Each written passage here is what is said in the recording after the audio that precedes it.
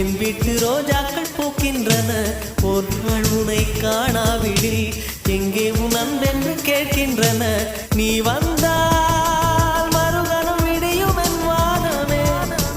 மழையில் நீ நனைகையில் எனக்கு காய்ச்சல் வரும். வெயிலில் நீ நடக்கையில் எனக்கு வேலை வரும்.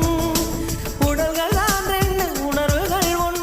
ரோஜா ரோஜா ரோஜா ரோஜா ரோஜா ரோஜா ரோஜா ரோஜா ரோஜா ரோஜா கண்ட